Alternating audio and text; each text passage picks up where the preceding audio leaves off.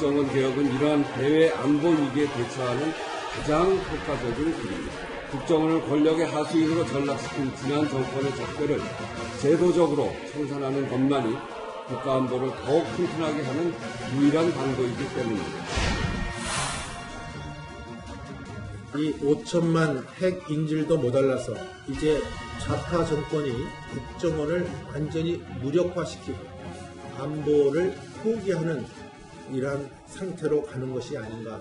개혁안이 아니라 국정원 해체 선언이었다.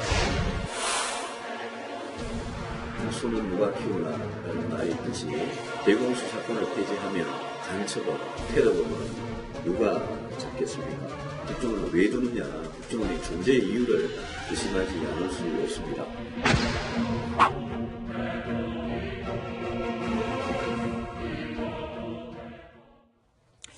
자, 6.25 이후 최고 안보의 위기라고 문재인 대통령도 얘기를 했고요. 저희가 앞서서 살펴봤듯이 북한의 ICBM 개발이 정말 급속도를 내고 있습니다. 이런 안보 위기 상황인데 우리는 지금 국정원 개혁에 돌입을 했습니다. 자, 먼저 국정원 명칭도 바뀐다고 하는데요. 자, 장 실장님한테 먼저 좀 여쭤볼게요. 이게 중앙정보부터 국가안전기획부, 지금 화면에 나가는 것처럼 김대중 정부 때 돼서 국가정보원으로 바뀌어서 지금까지 왔는데요. 명칭이 어떻게 바뀐다고 그러나요? 대외 들어간다고 하던데요? 정보원 이렇게 현재 법안에는 그렇게 돼 있다. 가칭 아마 그렇게 돼 있는 것 같은데. 네. 그 명칭에 대해서는 어쨌든 그럼 그 과거에 한 식구셨으니까 어떻게 보시는지요?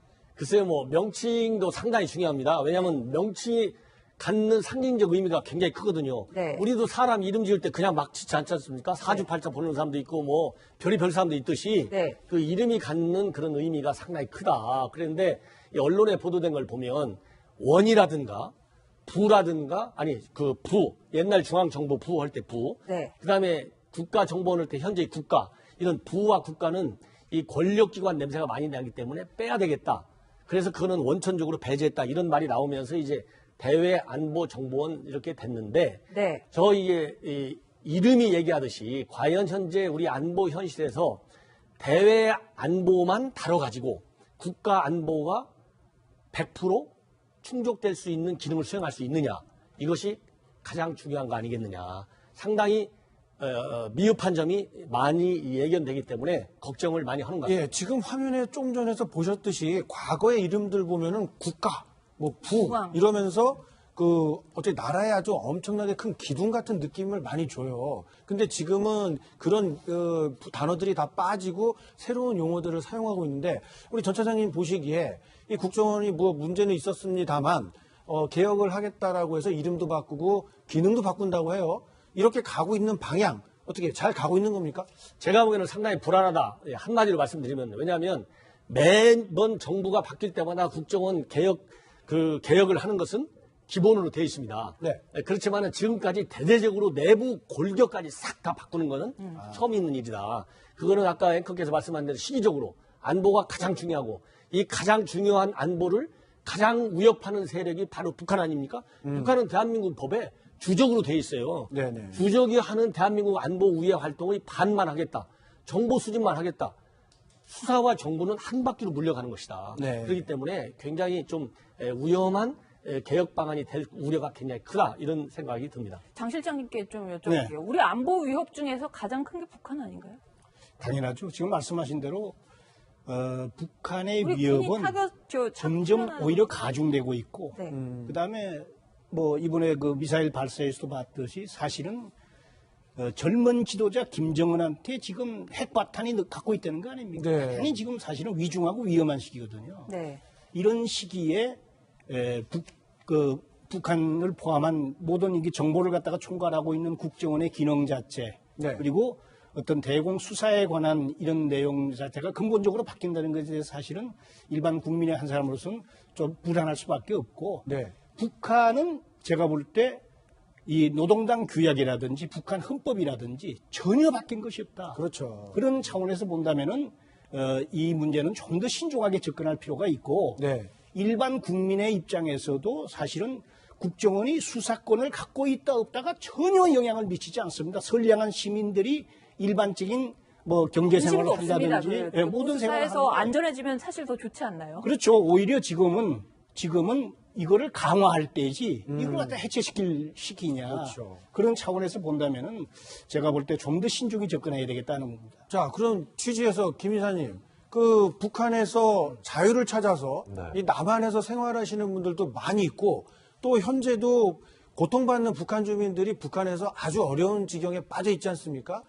혹여 그 북한 쪽의 소식을 좀 들으신 내용이 있다면, 뭐 국정원 소식을 들었는지는 모르겠습니다만 그 어떤 반응, 그리고 같은 이렇게 북한을 떠나서 한국에 와서 정착해 계신 북한 주민 북한 출신 주민들 어떻게 이 문제를 바라보고 있는지 굉장히 궁금합니다.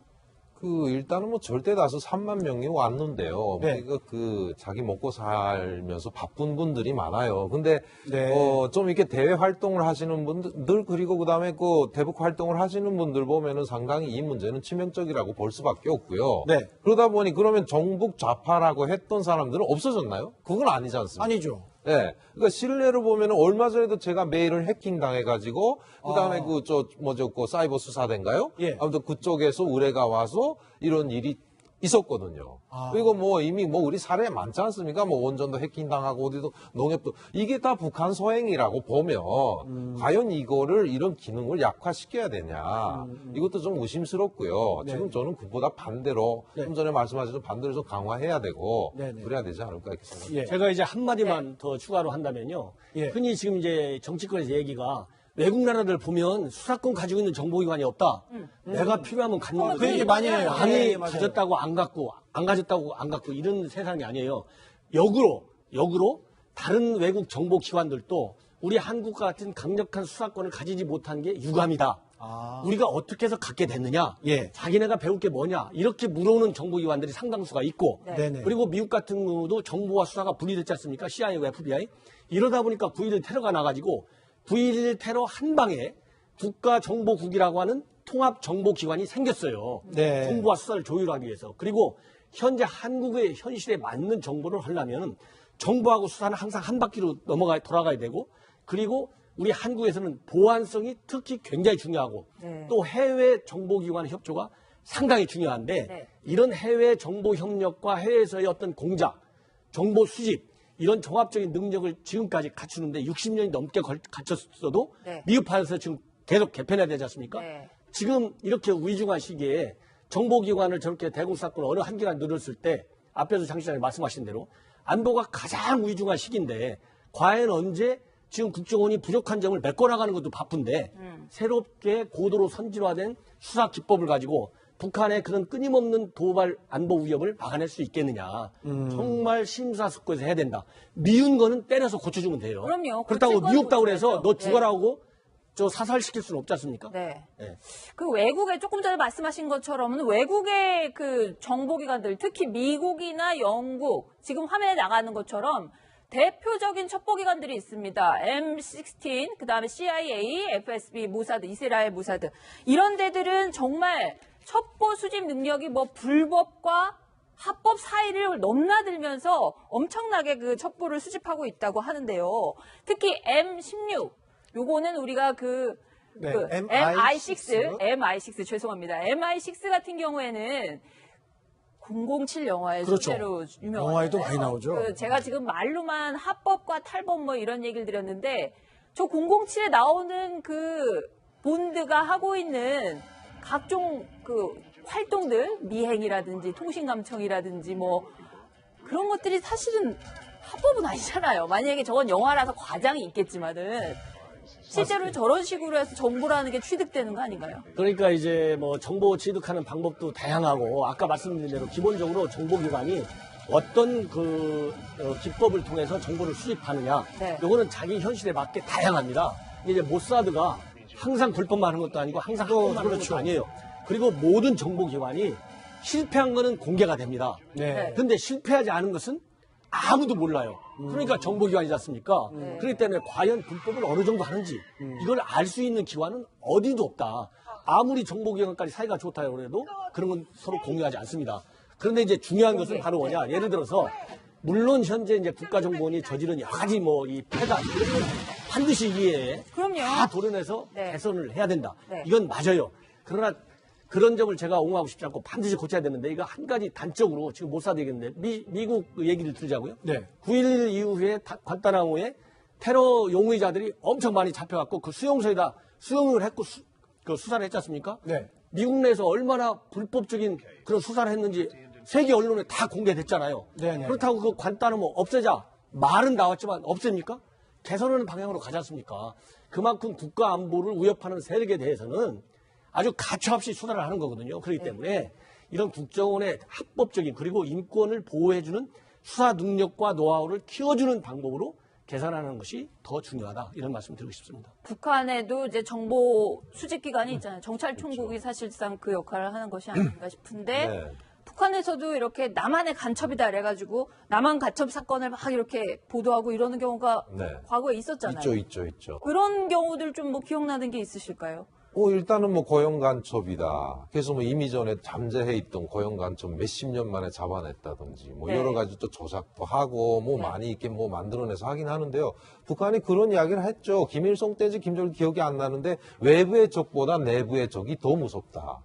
북한은 더 합니다. 이거 역으로 뭐 밖에서 나가는 활동도 활동이겠지만은 치안을 그렇게 강화하고 그렇게 주민 통제를 강화하고 이렇게 해서 자기 나라 내부에 있는 걸 색출하기 위해서 혈안이 되는 게 북한인데요. 네. 예. 그럼에도 불구하고 그런 게 있다고 해서 계속 그냥 그 선전도 하고 뭐 간첩도 잡았다. 그리고 북한은 각 지역마다 뭐가 있는지 아십니까? 반간첩 투쟁 전람관이라는 게 있습니다. 그러니까 그 지역에 침투했던 간첩에 대한 간첩이 당시 가지고 왔던 기재라든가 뭐 체포 장면이라든가 그 간첩이 어떻게 암에 책동을 했던 거 이런 걸 다 이게 전시하는 그런 거 그런 까지 해서 반간첩 교양까지 계속 하고 있는 거죠. 네. 그러니까 그렇게 못할 망정. 네. 예. 아무튼 좀 심각하네요. 예, 차장님 또 하나 궁금한 게 예전에 이렇게 취재하다 보니까 이 좀 대공 용의점이 있어서 국정원에서 수사를 하고 있는 그런 대상자들이 사실은 보니까 좀 우리 사회에 광범위하게 퍼져 있다 이런 느낌을 받은 적이 좀 왕왕 있었거든요.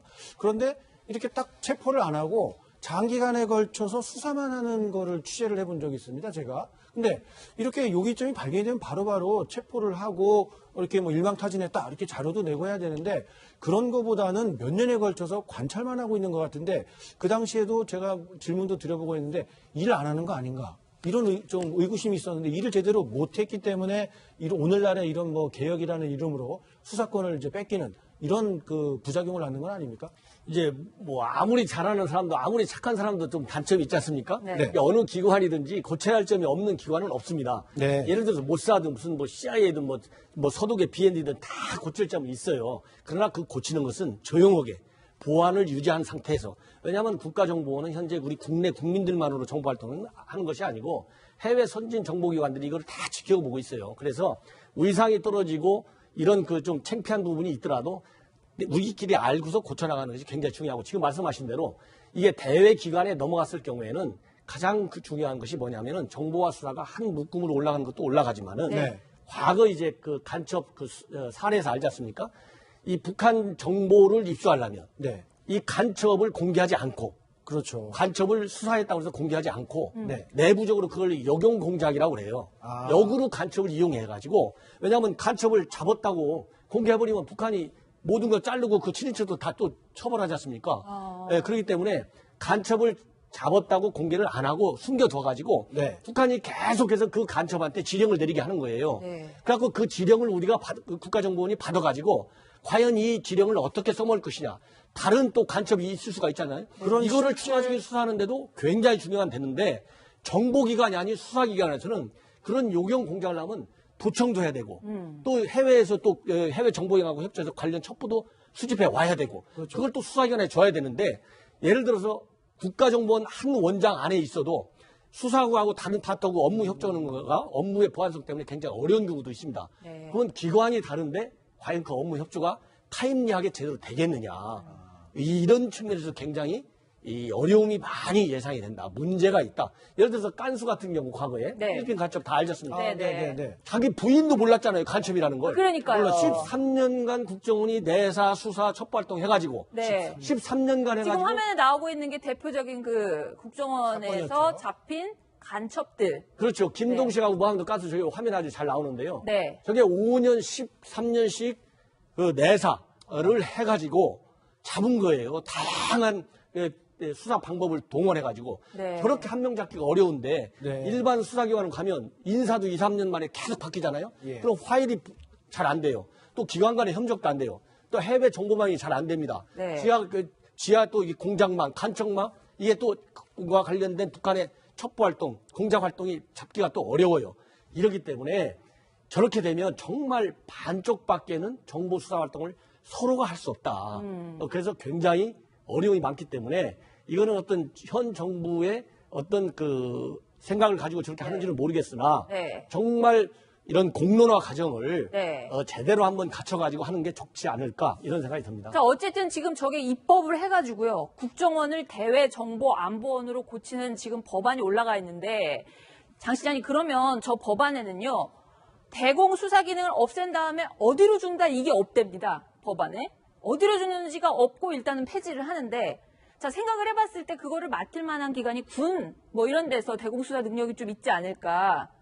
국정원에서 군에게 혹시 그런 기관 제가 볼 때 뭐 군회로 그 기능이 강간하는 이관될 가능성은 상상하기 어렵고요. 네. 갈 수 있다면 경찰하고 검찰로 갈 것 같은데 경찰하고 검찰. 예, 제가 볼 때 이 문제는 아까도 얘기했지만은 좀 더 신중하게 검토를 해가지고 수사 기능 자체를 존속시킬 것인지 네. 만약에 검찰 또는 검찰로 갔을 때 네. 현재 수행하고 있는 기능보다 월등한 어떤 이점이 있는지 이런 것들을 판단을 해야죠. 예를 들면 말이죠. 네. 미국이 아까 잠깐 우리 전 차장님 말씀하셨지만은 9.11 이후에 예. 세상이 바뀌었다는 거죠. 네. 그런 차원에서 기존의 CIA, FBI가 있는데도 불구하고 국가정보국이라는 정보기관을 통합하고 네. 거기서 그다음에 이제 각종 이 통신이라든지 이런 것들 갖다가 철저하게 검색해서 세계적인 테러로부터 방지하기 위한 미국 국민과 생명을 보호하기 위한 그런 조치를 하지 않았습니까? 네네. 그리고 또 하나, 대한민국이 지금 대단히 이 북한의 위협이 가중되고 있다. 그래서 CIA 내에 우리 그 그렇죠. 별도의 코리아 미션 센터. 예, 미션 센터라는 것을 만들지 않았어요. 그만큼 대한민국의 내에서 북한의 어떤 그 발호가 심화되는 거 아니겠어요? 네. 그렇다면은 이 기능은 다른 건 몰라도 적어도 안보 상황이 호전될 때까지는 존속 내지는 보완할 필요가 있다. 옛날에 우리 뭐 정치가가 그런 얘기 하셨죠. 네. 빈대 잡자고 초가삼간 초가삼간 태울 수 없다. 네. 그 말을 저는 여기에 지금 적합하다. 그래서 국정원이 문제가 과거에 있었다고 하더라도 이거는 말씀하신 대로 네. 조용히 보안을 유지하면서 보완해 나가서 네. 해야지 이렇게 다 까발려 버리면 좋아할 사람은 국내에 있는 간첩들 김정은이가 보면서 어떻게 생각할 것인가 이렇게 생각하면은 제가 볼 때 참 답답하다. 이런 점에서 우리 정부가 좀 더 신중히 접근했으면 좋겠다는 말씀을 드립니다. 네. 자, 전 차장님, 그렇다면 지금 이제 이 국정원 개혁이라는 이름으로 추진되고 일련에 있는 절차, 전제로 우리 전 차장께서도 문제가 있었던 점은 고쳐야 한다. 이 다 인정해 주셨고, 그렇다면 국정원의 개혁, 어떤 방향으로 나가야 된다고 보시는지요? 제가 보기에 이제 지금 많은 의견을 이제 두 분께서 해주셨는데, 기본적으로 우선 안보, 특히 정보기관의 특성이라고 하는 것은 안보 상황에 맞게 탄력적으로 조직과 기능을 수시로 바꿔나가는 게 전 세계 정보기관의 기본 특성입니다. 네. 현재 안보 상황이 어떻습니까? 옛날에는 간첩만 보내가지고 기물 파괴하고 시설 파괴하고 비밀 정보 가져가지 않습니까? 지금은 사이버 공격이 많이 나오고 테러와 연계된 활동도 하려고 그러고 더 중요한 것은 핵과 미사일 고도화시켜갖고 이제 핵무기로 한국을 공격하려고 그러고 네. 이것이 북한의 현 실상이에요. 예. 그러면 이거 커져가는 안보 위협에 맞게 국가 정보의 기능도 강화돼야 되는데 다만 지금 드러난 문제점에서 보듯이 네. 좀 탈법과 불법이 많아서 국민의 원성을 사고 있고 네. 이대로는 놓아줄 수 없기 때문에 그거를 대대적으로 고치는 그런 양면성으로 뛰고 나가는 것이 좋다. 그리고 한 말씀만 더 드린다면 예를 들어서 대공수사권을 넘기는데 어느 기관인지 명시지 않았다. 그러면 여러 가지 이유가 있겠죠. 네. 가장 대표적인 이유 중에 하나는 너무 서두르다 그런 거 아닌가요? 서두른 측면도 물론 있다고 볼 수 있겠지만 국정원이 그 산하 우리 부문 정보 수사기관들하고 다 협업하게 돼 있는데 네. 왜 어느 기관이 제일 이 기능을 맡을 수 있는지 포기할 경우 왜 모르겠습니까? 적시하지 않은 것은 현 원장도 그러지 않습니까? 인사청문회에서 서훈 국정원만큼 대공수사를 잘하는 기관 없다. 바꿀 필요가 없다. 이렇게 얘기를 했어요. 그만큼 근데 왜 법안을 거기에 상응하는 네. 여러 가지 이유가 있겠죠. 제가 말씀드린 대로. 말 못할 여러 가지 사정이 네. 있겠죠. 그 대공수사 기능을 제일 잘 받아서 안보 현실에 맞게 수행할 수 있는 기관을 적시하기가 그만큼 어렵다. 네. 심하게 얘기하면 이거를 대체할 수 있는 기관이 현재로서 없어 보이기 때문에 네. 적시하지 않고 서둘러서 낸 것이 아닌가 하는 것이 제 개인적인 생각입니다. 아, 자, 김대중 노무현 정부 때 있잖아요. 그때도 마찬가지로 지금 차장님 말씀하신 거를 이어서 받는다면 개혁을 대대적으로 했는데 대공수사권은 그래도 폐지하지 않았었잖아요. 이유가 있겠죠? 그렇죠. 예, 예를 들어서 이제 과거에 예를 들어서 김대중 대통령 하면 국가정보원 당시 뭐 안기부든 인권침해 제일 많이 받은 사람이잖아요. 그렇죠. 네. 네. 그렇기 때문에 얼마나 국정원이 미웠겠어요. 그렇지만은 없애지 않았고. 그 다음에 노무현 정부에서도 노무현 대통령이 공개적으로 국보법 폐지돼야 된다. 박물관에 보내야 된다. 그랬는데 당시 김승기 원장 인사청문회 때 국보법 폐지도 안 된다. 네. 하고 끝까지 가가지고 1심에 수사했지 않습니까? 네. 그런 것처럼 집권하기 전의 생각과 집권 후에 본 생각은 달라질 수가 있고 현실에 맞게 달라지는 것이 정상이다. 국가 안보를 위해서. 네. 이런 거를 제가 말씀드리고 싶습니다. 자, 국정원 개혁안 지금 국회에 올라가 있는데요. 이번 국회에서 과연 이것이 어떻게 될지 우리가 이 안보 위기 상황에서 정말 눈 부릅뜨고 지켜봐야 될 것 같습니다. 세 번 말씀은 여기까지 듣겠습니다.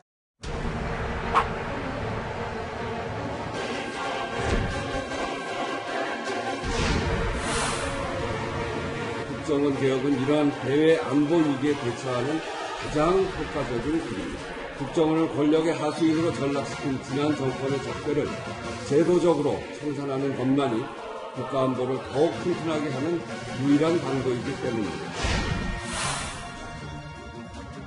이 5천만 핵 인질도 모자라서 이제 좌파 정권이 국정원을 완전히 무력화시키고 안보를 포기하는 이러한 상태로 가는 것이 아닌가. 개혁안이 아니라 국정원 해체 선언이었다. 소는 누가 키우나 라는 말이 있듯이 대공수사권을 폐지하면 간첩업, 테러범은 누가 잡겠습니까? 국정원을 왜 두느냐, 국정원의 존재 이유를 의심하지 않을 수 없습니다.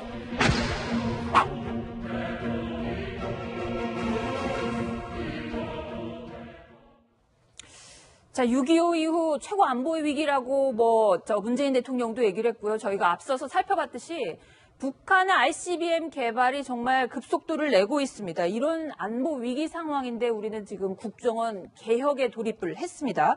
자, 먼저 국정원 명칭도 바뀐다고 하는데요.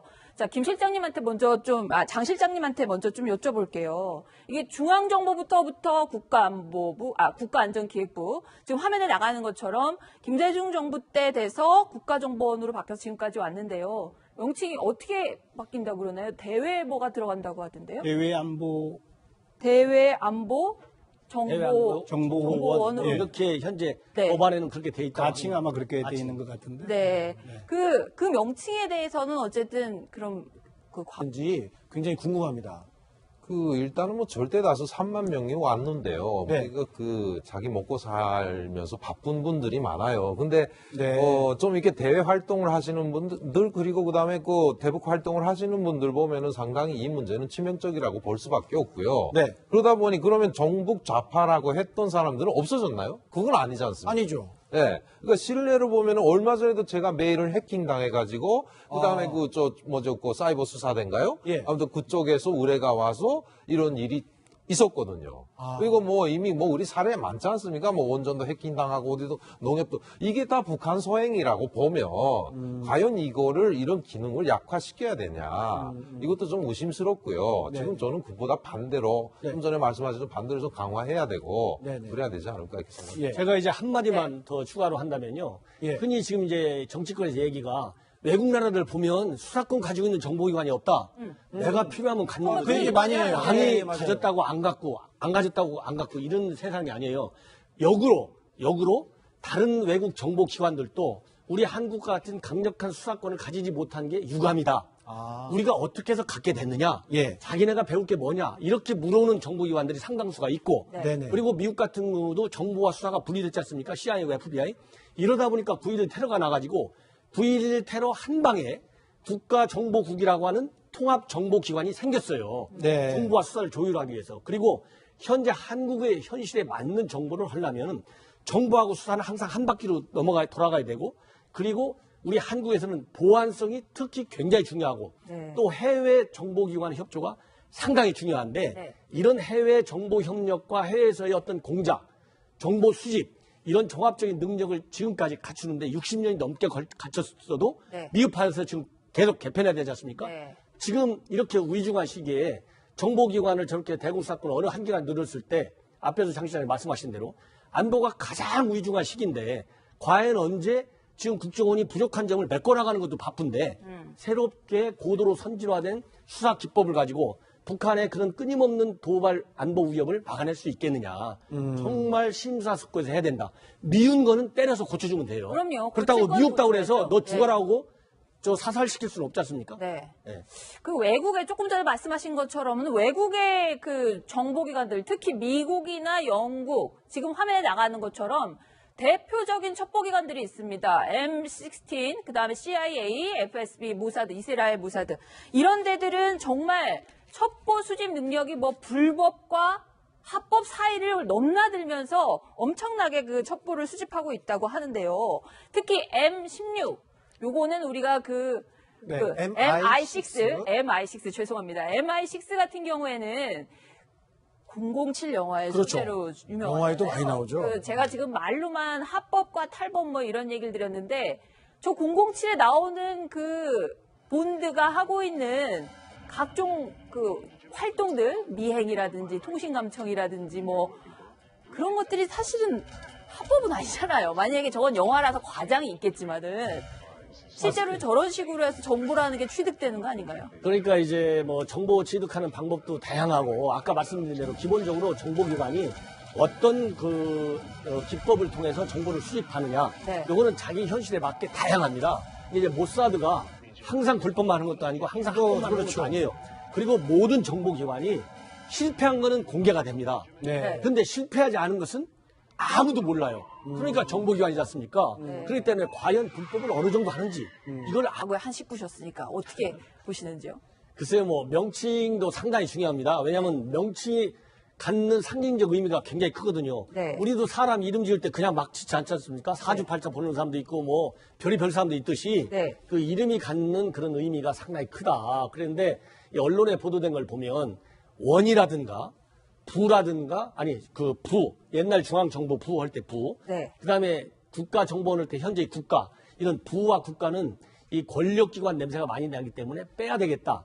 그래서 그거는 원천적으로 배제했다 이런 말이 나오면서 이제 대외안보정보원 이렇게 됐는데 네. 저 이게 이름이 얘기하듯이 과연 현재 우리 안보 현실에서 대외안보만 다뤄가지고 국가안보가 100% 충족될 수 있는 기능을 수행할 수 있느냐 이것이 가장 중요한 거 아니겠느냐. 상당히 미흡한 점이 많이 예견되기 때문에 걱정을 많이 하는 것 같습니다. 예, 지금 화면에 좀 전에서 보셨듯이 과거의 이름들 보면은 국가, 뭐 부 중앙. 이러면서 어째 나라에 아주 엄청나게 큰 기둥 같은 느낌을 많이 줘요. 근데 지금은 그런 단어들이 다 빠지고 새로운 용어들을 사용하고 있는데 우리 전 차장님 보시기에 이 국정원이 뭐 문제는 있었습니다만 개혁을 하겠다라고 해서 이름도 바꾸고 기능도 바꾼다고 해요.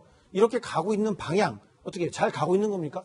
제가 보기에는 상당히 불안하다. 예, 한마디로 말씀드리면 왜냐하면 매번 정부가 바뀔 때마다 국정원 개혁을 하는 것은 기본으로 되어 있습니다. 네. 그렇지만은 지금까지 대대적으로 내부 골격까지 싹 다 바꾸는 것은 처음 있는 일이다. 그거는 아까 앵커께서 말씀한 대로 시기적으로 안보가 가장 중요하고 이 가장 중요한 안보를 가장 위협하는 세력이 바로 북한 아닙니까? 북한은 대한민국 법에 주적으로 돼 있어요. 네네. 주적이 하는 대한민국 안보 우회 활동을 반만 하겠다.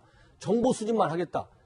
수사와 정부는 한 바퀴로 물려가는 것이다. 네. 그렇기 때문에 굉장히 좀 위험한 개혁 방안이 될 우려가 굉장히 크다 이런 생각이 듭니다. 장 실장님께 좀 여쭤볼게요. 네. 우리 안보 위협 중에서 가장 큰 게 북한 아닌가요? 당연하죠. 지금 말씀하신 대로 북한의 우리 위협은 타격 점점 오히려 가중되고 있고 네. 그다음에 뭐 이번에 그 미사일 발사에서도 봤듯이 사실은 젊은 지도자 김정은한테 지금 핵바탄이 갖고 있다는 거 아닙니까? 네. 당연히 지금 사실은 위중하고 위험한 시기거든요. 네. 이런 시기에 북한을 포함한 모든 이게 정보를 갖다가 총괄하고 있는 국정원의 기능 자체 네. 그리고 어떤 대공 수사에 관한 이런 내용 자체가 근본적으로 바뀐다는 것에 대해서 사실은 일반 국민의 한 사람으로서는 좀 불안할 수밖에 없고 네. 북한은 제가 볼 때 이 노동당 규약이라든지 북한 헌법이라든지 전혀 바뀐 것이 없다. 그렇죠. 그런 차원에서 본다면은 이 문제는 좀 더 신중하게 접근할 필요가 있고 네. 일반 국민의 입장에서도 사실은 국정원이 수사권을 갖고 있다 없다가 전혀 영향을 미치지 않습니다. 선량한 시민들이 일반적인 뭐 경제 관심도 생활을 없습니다. 한다든지 그 모든 생활을 수사에서 하는데 안전해지면 사실 더 좋지 않나요? 그렇죠. 오히려 지금은 이거를 강화할 때지 이걸 갖다 시키냐. 그렇죠. 그런 차원에서 본다면은 제가 볼 때 좀 더 신중히 접근해야 되겠다는 겁니다. 자, 그럼 취지에서 김 이사님, 그 북한에서 자유를 찾아서 네. 이 남한에서 생활하시는 분들도 많이 있고 또 현재도 고통받는 북한 주민들이 북한에서 아주 어려운 지경에 빠져 있지 않습니까? 혹여 그 북한 쪽의 소식을 좀 들으신 내용이 있다면, 뭐 국정원 소식을 들었는지는 모르겠습니다만 그 어떤 반응 그리고 같은 이렇게 북한을 떠나서 한국에 와서 정착해 계신 북한 주민 그 출신들, 북한 출신 주민들 어떻게 이 문제를 바라보고 있는